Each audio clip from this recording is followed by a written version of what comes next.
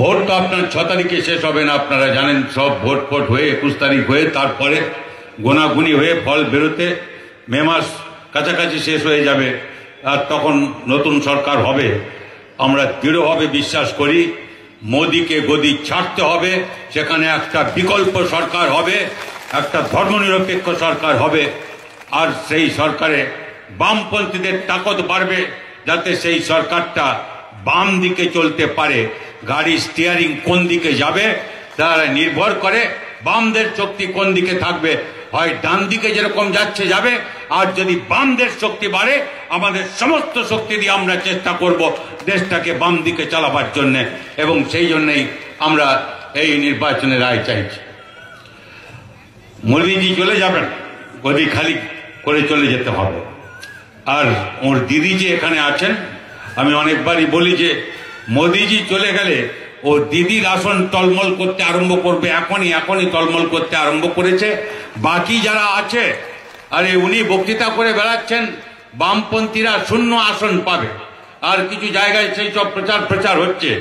আমরা 0 পাই, 1 পাই, 5 পাই, যদি কিছু না পাই বামপন্থীরা বামপন্থী থাকবে। আর যদি আপনারা তৃণমূল কংগ্রেস মুখ্যমন্ত্রী আপনার যদি 5টা আসন কমে যায় আপনার পুরো পার্টিটাই বিজেপি হয়ে যাবে, আপনি জেনে রাখুন আপনি। আর এই এত বড় বড় কথা বলছেন আপনি, আপনার লোকগুলো সব বিজেপি হয়ে যাচ্ছে। আর এ তো ঠাট্টা হয়ে গেছে এখন, যে মুখ্যমন্ত্রী বক্তৃতা করতে করতে পিছনের দিকে এরকম করে তাকিয়ে দেখেন ওর লোকগুলো সব আছে না বিজেপিতে চলে গেছে।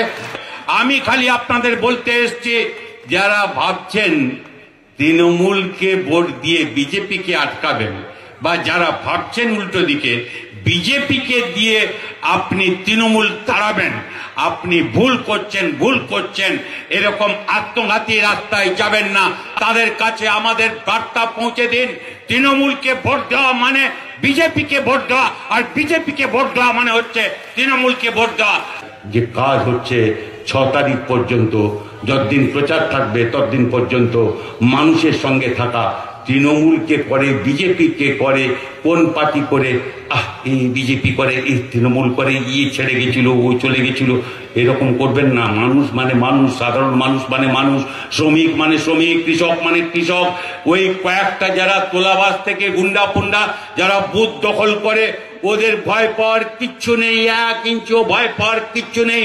ওরা ভয় পেয়েছে তাই আশ্রয় খুঁজছে, বুঝতে পারছে দিদির জাহাজ ডুবছে, তাই ধেড়ে ইঁদুরগুলো পাটাতনের নিচ থেকে আরেকটা জাহাজে আশ্রয়ের জন্য যাওয়ার চেষ্টা করছে। তৃণমূল তলায় ভেঙে খান হয়ে যাচ্ছে, নিজেদের মধ্যে খুনোখুনি করছে। নিশ্চয়ই আপনার এলাকায় আপনি তৃণমূলের লোক পাবেন যারা এসে বলবে, হ্যাঁ তোমাকে আমি মেরেছিলাম, তোমার দেওয়াল মুছে দিয়েছিলাম, দেওয়াল লেখো ভাই, তা নাহলে আমাদের অস্তিত্ব নাই। আপনাকে দেওয়াল লিখতে বলবে, আপনাকে ঝান্ডা তুলতে বলবে। ওই সাধারণ মানুষ যারা আছেন তৃণমূলের ঝান্ডার নিচে, বিজেপির ঝান্ডার নিচে গেছেন। ভুল আমি তো করি, আপনিও করেন, অন্য কেউও করে। মানুষের ভুল কিছু ধরবেন না, সাধারণ মানুষের।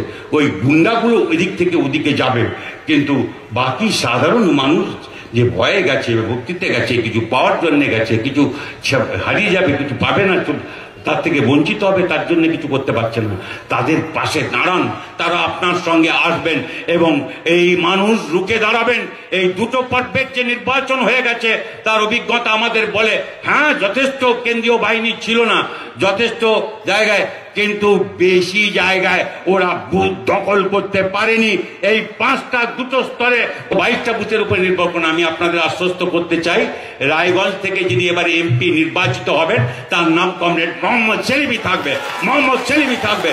ওটা বড় কথা নয়, আতঙ্কিত হওয়ার, ভয় পাওয়ার কিছুই নেই। আপনি লড়াইয়ের ময়দানে থাকবেন। অনেক লোক আসবে আপনাদের সঙ্গে, ইতিহাস তৈরি হবে, আর সেই নতুন ইতিহাস তৈরিতে আরো অনেক মানুষকে চাই। আরো বড় বড় সংগ্রামের পরে আসছে, সেই লড়াইতে এগোতে হবে। মানুষের মুক্তির জন্য যে লড়াই, আমরা বামপন্থী লাল ঝান্ডার ডান্ডাগুলোকে নিয়ে ময়দানে থাকবো। কারো সাধ্য নেই, আমরা কেন্দ্রীয় বাহিনী, নির্বাচন কমিশন কারো দয়ার উপরে নির্ভর করি না। কারো সাধ্য নেই যে আমাদের হাত থেকে ঝান্ডা, এই ডান্ডাগুলোকে কেড়ে নিতে পারে, আমার অধিকার কেড়ে নিতে পারে। মানুষ জয়ী হবেই, মানুষ ইতিহাস তৈরি করবেই। সেই মানুষের কাছে যেতে হবে, তাদের সবাইকে নিয়ে আরো বড় জমায়েত, আরো বড় সংগ্রামের আমাদের দুর্গ গড়ে তুলতে হবে। এই আবেদন আপনাদের কাছে রেখে আপনারা জয়ী হবেন, আপনারা জয়লাভ